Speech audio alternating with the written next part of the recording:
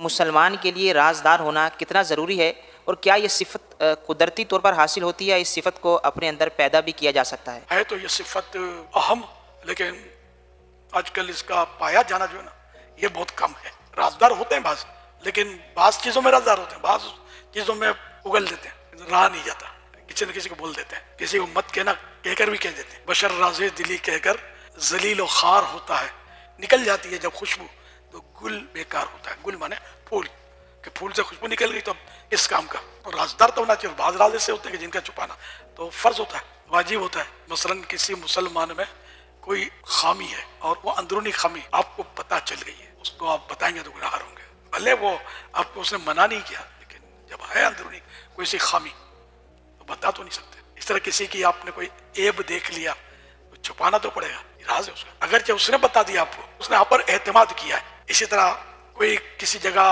موجود ہے اور آپ کو پتا ہے، اس کا دشمن آپ کو پوچھتا ہے کہ یہ کہاں ہے، اور آپ جانتے ہیں کہ اگر اس کو پتا چل گیا تو یہ اس کو مار پیٹ کرے گا یا قتل کر دے گا، تو اب یہ کہ اس دشمن کو نہ بتانا یہ واجب ہے، جھوٹ بولنا پڑے گا۔ یہاں جھوٹ بولنا واجب ہے، ایک بندے کی جان کا مسئلہ ہے نا۔ اس طرح مطلب کہ صورتیں ہوتی ہیں تو رازداری کی عادت تو بنانی چاہیے۔ پیٹ پھول جاتا ہے، بے چینی ہوتی ہے کہ بتا دوں، یہ ایسا مجھے راز پتا چل گیا، بس میں بتا دوں، اس کو تو بتا دوں، اس کو تو بتا دوں، یہ ہوتا ہے۔ لیکن اگر وہ بات اس لیے کہ بتانا نقصان دہ ہے تب تو بالکل نہ بتائیں، اور نہ نفع نہ نقصان تب بھی نہ بتائیں۔ اگر بتانے میں نفع ہے تو بتا دیں۔ کسی ادیب سے پوچھا گیا آپ راز کی حفاظت کیسے کرتے ہیں؟ انہوں نے کہا میں اس راز کے لیے قبر بن جاتا ہوں۔